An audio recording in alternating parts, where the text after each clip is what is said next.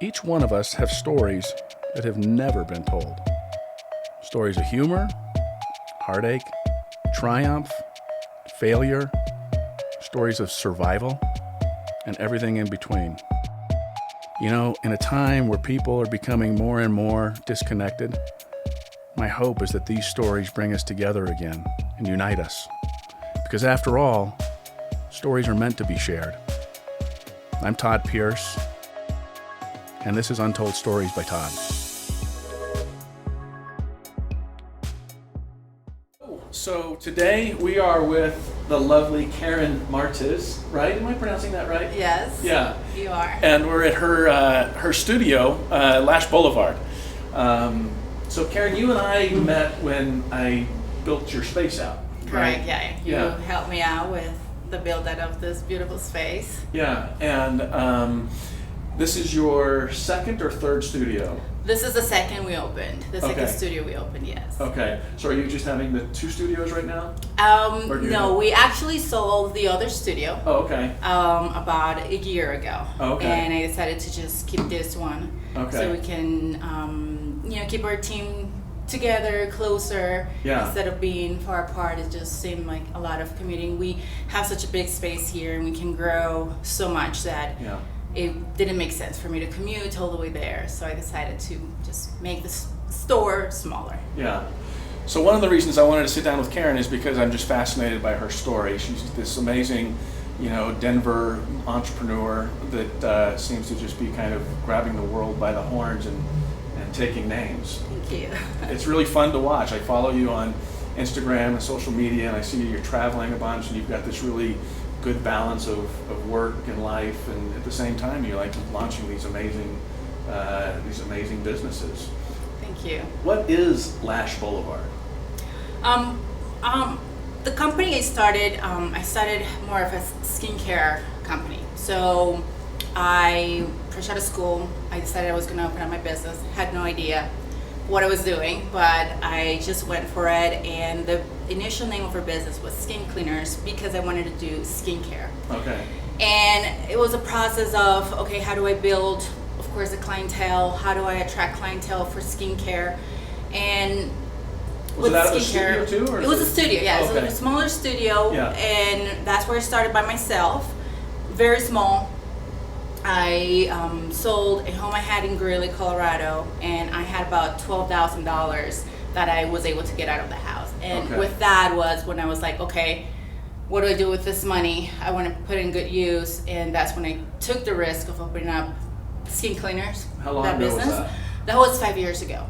Oh my gosh. 5 years ago, yes. Okay. And so you were in Greeley 5 years ago, basically. Well, I had a home there that I rented, Okay. and when I was going through my divorce, that was the house that I ended up with. It was more like a pink elephant that I didn't want. Yeah. And that time it was really hard to sell homes. So I mean, when I wanted to sell it, it was like, no, it's too expensive. I'm like, okay, I don't care. I just want to sell it. It doesn't matter what I sell for. Move on. Yeah. And I ended up making $12,000 from it. Yeah. And I was like, I'm good with that. Yeah. And that's what I invested to open up Skin Cleaners up in Westminster.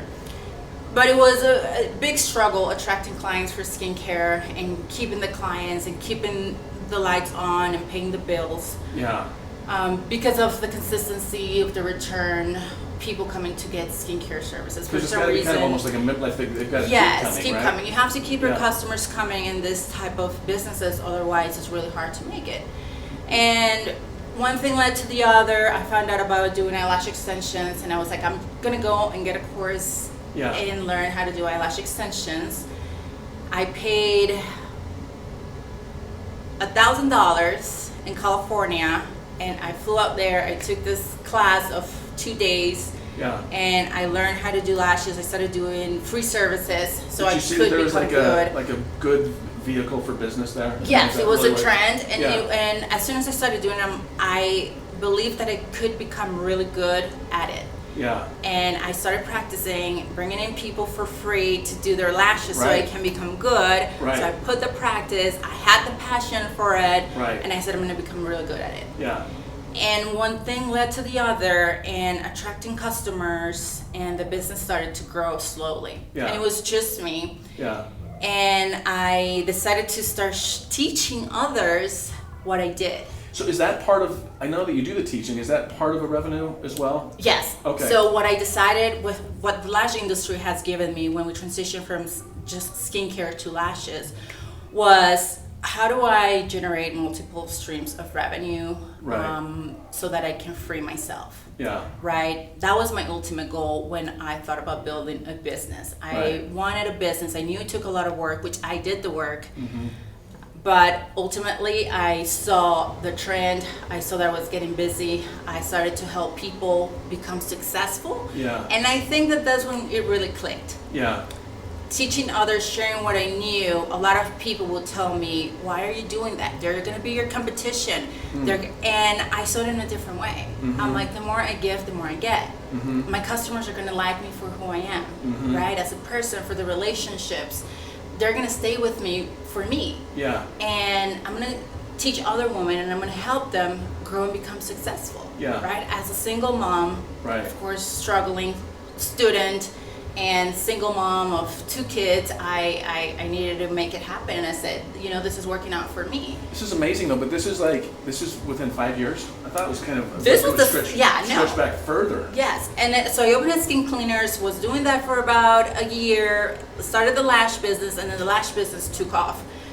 We grew so much within the first 3 years. Yeah. It was incredible. You just figure it out. Yeah. That's my huge belief. If you Yeah. want to do something, you gotta go for it. Yeah. You will figure it out. Yeah. Difficult. That's how we. Did you have mentors? I didn't. Yeah. Now I do. Yeah. Now I do, because you get to a place where how do you get your business to the next level? Right. So now that I can, and my business is doing better, I can invest more in me, and I think that's key Yeah. for any business owner to seek out for help, because we don't know it all, we don't have it figured out. Right. But when I opened up this business, no, I didn't have a mentor. Yeah. When we first met, we sat with Miranda, right? Yeah. You and I on that table, and I remember that's we right. were working Yeah. through the numbers, and Yeah. I didn't know if I was going to be able to make it happen. I saw those Right. numbers on, and I think I had some money in my bank account, but not that Right. amount. Right. And Talking about the build out of the space. build out of the Yeah. space, yes. And I was Yeah. like, ugh. Not to mention the lease. Yeah. And the, Oh my Yeah. god. No, I wasn't ready. I was Yeah. like, I had no idea. yeah, but you grew into it quickly. Yes, you have to make You it just happen. put it out there, You have and to then you go. just- I yeah. put extra hours of work. I hire people. We push more. We actually made a decision to pay someone to help us with our marketing, because I am great at coming up with ideas for the business, but you have to leave the experts to do their work, right? Right. And I was not going to be able to take my business to the next level unless I hire help. Yeah. When we hired our marketing manager, and that was more for the online side of the business. So as we were building this store, I was also building an online business, e-commerce, for our lash products. Okay. So we also developed a line for eyelash extensions, and this line is for other professionals in the industry, so they can do the work. Are they more studios like this, or are they more kind of individuals, or both?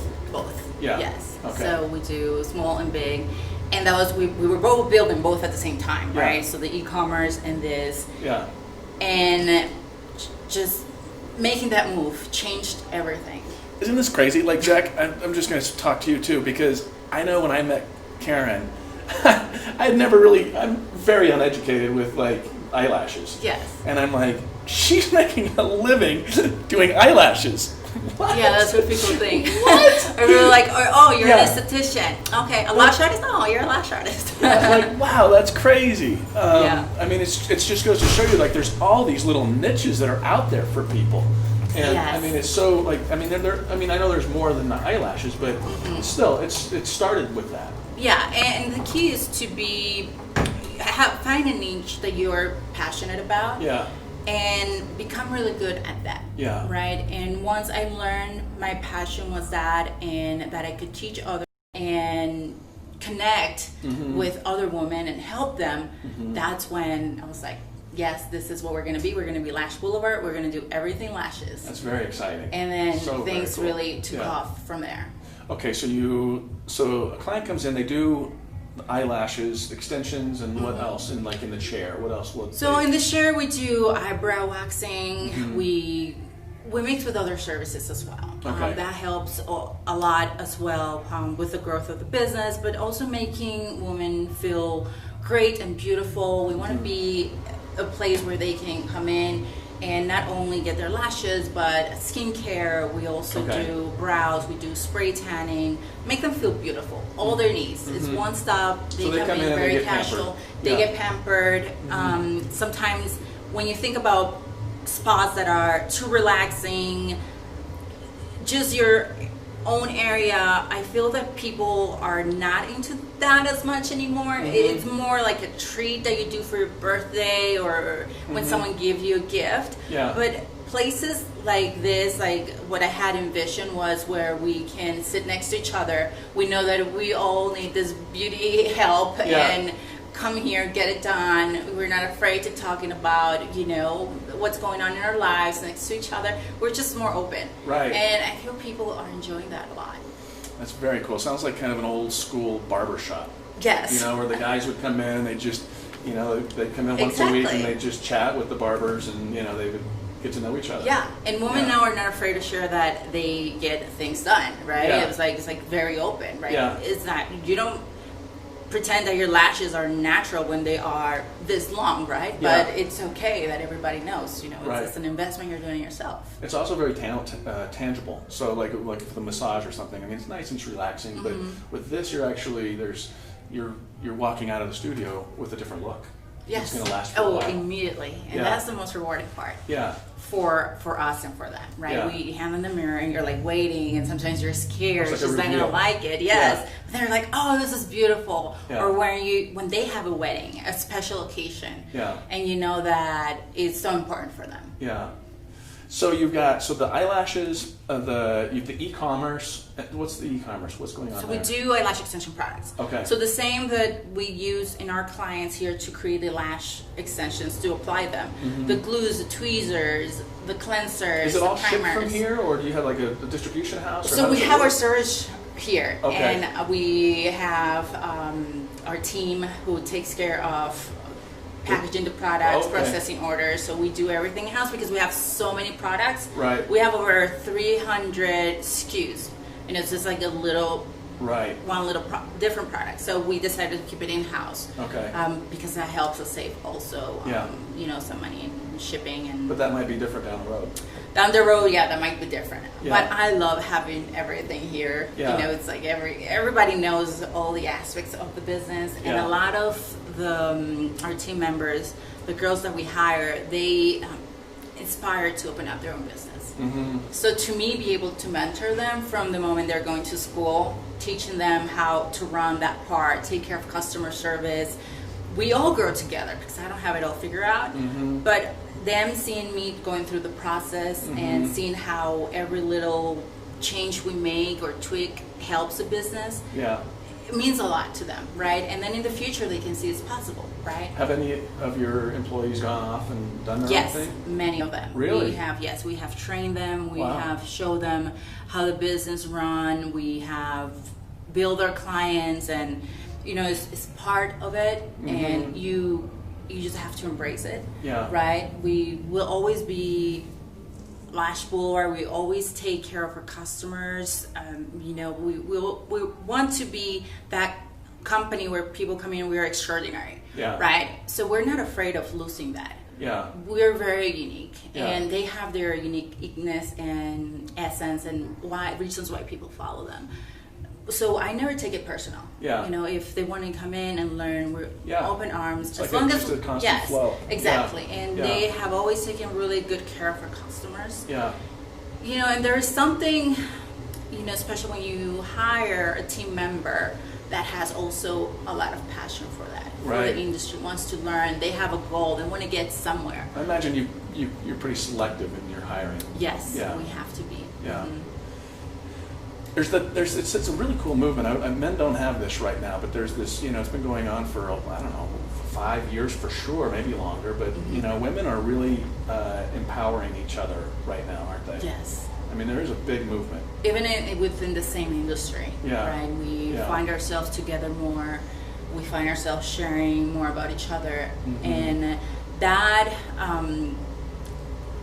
believe that if you share what you know, someone else is going to take it. It needs to go away. Yeah. Because then you're going to end up isolating yourself. Right. And you get stuck. It's just like an ego thing. Yeah. When you share ideas and your struggles, they're struggling, we struggle. Yeah. Then we can all come out of it, right? Yeah. Maybe they have already lived, the problem that I'm having right now, and they were able to get, survive that and get through it and help us in any way. Yeah. And this is the same thing that we want to help other companies. Yeah. Yes, and I love it because people reach out to us about that a lot, asking questions. It's so fascinating. So how long were you married? I was married for, so my second marriage, I was married for 7 years. 7 years, yes. Okay. And did you find that when you were divorced, that you kind of, gave you kind of this freedom and power to say, I can kind of make my life what I want it to be? Absolutely. I mean, it was a huge change because one of the reasons why I got divorced was because I didn't have the freedom. Mm-hmm. When I got divorced, I didn't even have my degree in school. I was just raising kids, being this housewife, but I felt like I was wearing something that was too heavy. I needed to come out of it. It wasn't me. I was living someone else's life, what someone else wanted me to live. There was abuse, there was things that just didn't resonate with me, and I knew I needed to make a change or I'll be stuck there. To achieve my goals, even my goal to go to school and finish, I couldn't do that. He wouldn't allow me. Oh my gosh. So that was way too much control, and I knew from when I was very young I was going to own a business one day. Yeah. I don't know what it was going to be, but I love the freedom. Yeah. I like to be able to make my own decisions. It's amazing. When I get make my own decisions, and that, being married, I mean, love my kids, my family, but that was getting on my way to living my life, achieving my goals and all of that. I got divorced. My life changed completely. I mean, it wasn't easy. It was really hard. Of course, you go through the entire process and depression, and you're now responsible for your own kids. I didn't have a job. I was a stay-at-home mom. How do you pay the bills? Right? You're struggling. I had no one here in Colorado to help me. Right. And I remember one day I woke up and I'm like, I need to make a change, and I head out to the gym. Lifetime Fitness. It changed my life. That was what changed my life. Lifetime? Yeah, Lifetime. It changed my life because I met amazing people there that supported me. We started doing training to run races, marathons, half marathons, half Ironmans. My mind was very busy with that. Yeah. But it was more like a challenge, right? It was a challenge. What can I do? How can I get further? Also, I wanted to build friendships. So I knew, like, okay, if I keep in this path, I'm going to do the things. And they're good friends. Yeah. Like healthy. Exactly. Very healthy. Right. I was doing things that people in Colorado are here to do, right? Yeah. And I knew, like, if I needed a change in my life, I needed to start doing this. Yeah.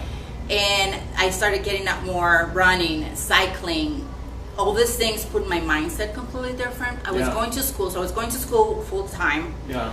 I was training for a half Ironman, and I was working part-time jobs. I mean, like any job I could get. Like doing marketing events, handling samples at Costco. Right. Really? Yes. I mean, everything. Because those jobs are flexible. Yeah. And so I could do it on the weekends. Right. Work 4 hours. I was getting paid decent, $25 an hour, which, for not having like a steady job is really good. Yeah. So I figured out this area in marketing that I could get in. Yeah. While finishing my degree, while doing my half Ironman, taking care of my kids.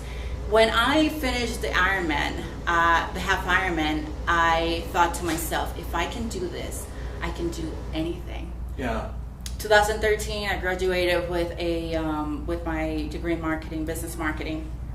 a dream come true. I'm like, I'm gonna get my dream job, which is gonna be a medical sales job, and I'm gonna make a lot of money. And I got the job, and I hated it. I hated the commute. I did not like going to doctors' offices and appointments, and I'm like, I am not happy. I need to come out of this. And I will go to bed every day, and I would daydream of being a business owner of some sort. Yeah, because it was like, it comes from your childhood. Yeah, you always knew that was going to happen. Yes, always, always. I've always had a dream board, and I've always been a dreamer. Yeah. So I don't know if you, are familiar with this, but daydreaming about what you want, but not as like, oh, I need to get there, but more like feeling that you are there. So, for example, when I was 17, I dream of driving a BMW. Right? Back then, you're more like, okay, you want things, right? And to me, it was like the ultimate goal was, okay, I'm gonna buy a BMW because that's what my friends drive, and that's what I want to drive. It's luxury, and so I'll drive my, my car, little car, a Ford Taurus I had, and I will envision that it was a BMW. Yeah. And fast forward later, I was driving a BMW, right? So you put your mind where you want to go, and you automatically start taking the steps to get there, right? Yeah. But I knew from very young that just having a regular job was not going to get me there. Yeah. I knew because I just always saw the ceiling, and I was like, it's just not going to be possible to achieve my dreams, right? To do that. And now look at you. You're traveling and you're buying mountain houses. Oh, man. So tell me about your travel. It's been the same thing. When I built skin cleaners. I moved into building the store, Lash Blvd. I was juggling a lot of different things, right? We have the online side of the business. We have the training side of the business where we teach other women how to do that. We do online, okay, and we do in the studio. Okay. And then I decided that I wanted to work on the things that, would make me feel better. Yeah. And I wanted freedom. Yeah. I wanted freedom. I wanted to be able to run the businesses, help other women, be able to offer jobs to those who needed it. Yeah, how many people are you employing right now? We have 6 right now. Sometimes we're a team of 10. Yeah. We can grow up to 16. I mean, the sky's the limit, right? So for me to be able to do that... I was one of them now. Yeah. Right here. To be able to do that, was like a key. Yeah. And I was like, okay, once I reach this goal and hire this amount of people, then I'm going to start not taking clients anymore, and I'm going to basically just start just being the business owner, right? Not the technician, not the manager. I wanted to be the business owner because my goal was to be able to travel. This is another dream I had every other month. Really? Yes, that was like my ultimate goal. Yeah, but your travel, from what I've seen, it's not just like they're not little itty bitty weekend trips. No. When you go, you go. Yes. Yeah. Yes, and that was a dream. That was what I wanted out of this businesses. It's kind of it makes me feel a little bit like you did at the gym, right? So now traveling, you go and you're like, I imagine all these thoughts and creative juices flow when you're in those environments, and it just helps you when you come back. It does. I mean, it really recharges you. Do you travel alone, or do you travel with people, or is it both? Or if I travel by myself, I usually meet people. Yeah.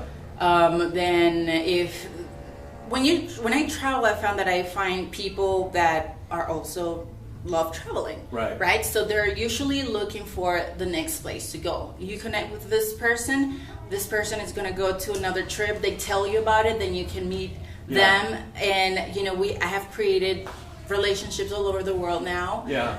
With women that love to travel by themselves. Yeah. And we connect, that way. Where do you like to go? I enjoy ocean, but adventure. Not staying in a hotel. No, that I do maybe one day out of my entire vacation. But if I'm out, I choose a place that has hiking, where I can go in the water, be active, see things, walk around small towns, not not the touristy typical Get things. to know the culture. Yeah, get to know the culture, the real thing, eat a Yeah. lot of food. Where were you recently? There was some amazing pictures. I forget where it was. Yeah, so my last trip was to Colombia, where that's my Oh, that's hometown. right. I met my mom and my brother there. We went to this island called San Andres. Uh-huh. Beautiful. And the month before that, I was in Rio de Janeiro. Uh-huh. It was amazing. Yeah, okay. Yes, one of my favorite trips. See, I have a hard time keeping track. I'm not stalking you, I promise, but I've seen your pictures and it looks like a lot of fun. Yeah. So now you're in Denver. You've got this amazing, I haven't seen pictures of your apartment down in Denver, but it's Tell me gorgeous. about it. So when last year, a couple of years ago, when we built the store, as we were finishing, I made the decision that at some point I was going to sell the Westminster store. Mm-hmm. But the beautiful thing about that store is that I live like around the corner. Right. So it's like a block away. So it made my commute very easy. Right. So I wanted where I worked to always be close.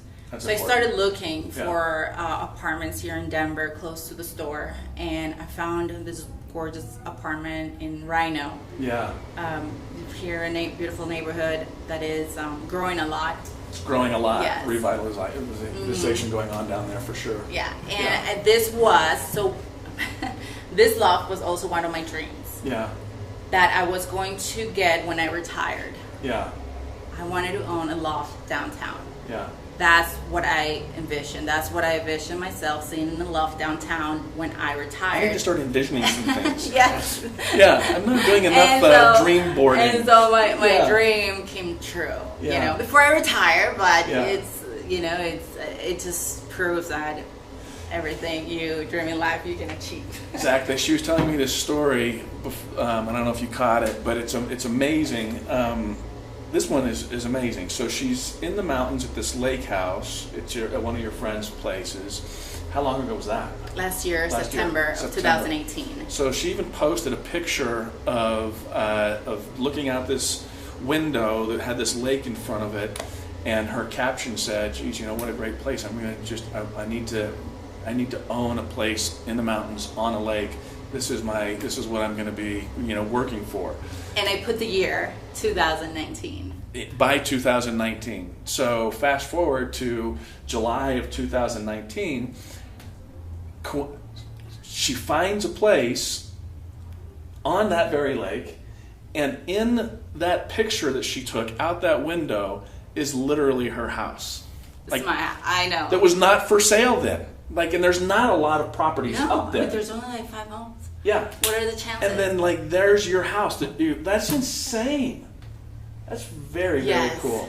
It's really empowering. Gosh, I don't know that I've heard a more empowering the thing. Power of being able to daydream, put yourself where you want to be as if you already have it. Yeah. Writing it down has been huge my entire life. Yeah. And it's a pattern that I have been discovering more and more after having my businesses, is setting the goals, dreaming about them, feeling that I already have them, and making them a reality. Because what happens in your mind is that if you already have it, automatically you start taking the steps to get there. As if you did, yeah. Automatically, if you need to work more, work harder, there's things that come your way, right? Yeah. New ideas, new ways to market, customers referring customers, hiring more people. So it has put me in this place where it's like, okay, my next goal is this. These are the steps that we need to take. Well, yeah, and you think about owning a business and then an apartment and then a house. So when these things, it's kind of like, why would I stop doing that? Exactly. Yeah. So yes. What's next? So in my dream board, we have a beach house. A beach house. It's a retirement home as well. Well, not like a retirement, but it's my retirement home where I'm going to go retire. It could happen. I'm retiring at 45. That's where I'm going to draw the line. Really? Yes. That's crazy. Yes. And so we're going to start working towards that. Yeah. And once I have that, I basically will just work towards making sure that I'll have a very comfortable retirement. What does retirement look like for you? What is that? It includes still having a business, still working, but not as hands on it, right? So I want to start delegating more and trusting more. That's been huge in the change of the company, is being able to trust people that they're going to do. Are you doing that really now? good work? Yes. You're trying to find yes. This is hard those always. seeds you yeah. need to plant early, I would think. And you have to start. You got your dream, now you got to start making the steps to make it happen.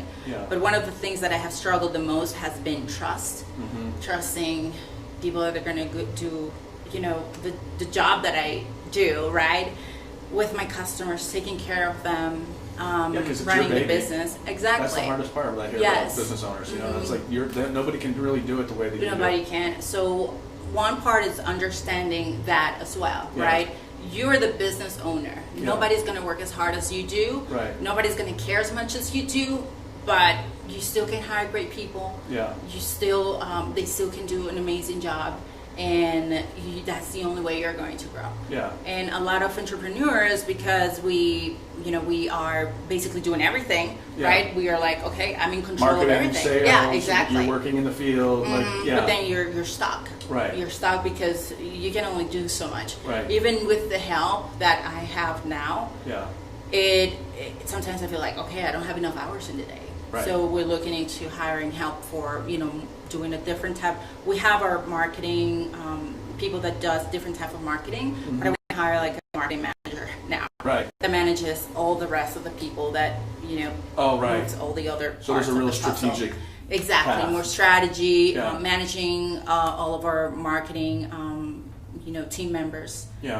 Because that takes a lot of time. What goes where. We have to, it's a different company doing our email marketing, different company doing our Facebook and Instagram ads, different person writing our blogs, and different person doing our Instagram. It's all online though, really. Yes, and each person specializes in a different thing, right? So that's how people are working now. I specialize in this, and this is what you got to pay for. And they may not even be here. No, it's remote. Mostly it's remote, and that is what I want. I don't want to be responsible for, if you're clocking in or clocking out. Right. I want the work done, right? And you get the freedom as long as we get the results. You've got your 2 daughters, but for other women and other people in general, I mean, what kind of, what's your takeaway, or what would you tell, somebody who's just thinking about what they want to do, starting a business? To not overthink it. I think that the main reason why people don't move forward or feel stuck is because they overanalyze everything. They always have a reason why they're not going to make it, why it's going to fail. Instead, they need to look at it as, okay, if I make this move, how is this going to change my life? Right? So just go for it. We can figure out things as they go, right? Every challenge in life, you can always come out of it, right? Every single challenge life has given us, we can always come out of it. It's just life. And even if there is a setback, or if people feel like, I didn't make it, you learn from it, right? You don't fail, you learn from it. Before I became interested in the beauty industry, I was I wanted to sell vitamins. And I started a vitamin line, and that didn't sell. I didn't sell one bottle, not even one. Imagine if I would have been like, oh my God, I'm never going to do it. I invested this money, and it's not going to happen. Right? I mean, then... And then taking a job. Exactly. Then my life would have been different. So there's always going to be the difficult times. We never have enough. You just have to go for it. Yeah. I love it. I love it. Go for it. All right. Thank you so much for your time today. Of course. Thank you for inviting. Hey, thanks for listening. If you have a story that you'd like to tell, or you know somebody that has a story that just needs to be heard, I'd love to be able to help tell it. These are our lives. They're meant to be shared and not left untold. Feel free to reach out at one of the links in the descriptions. Let's get to work and have some fun.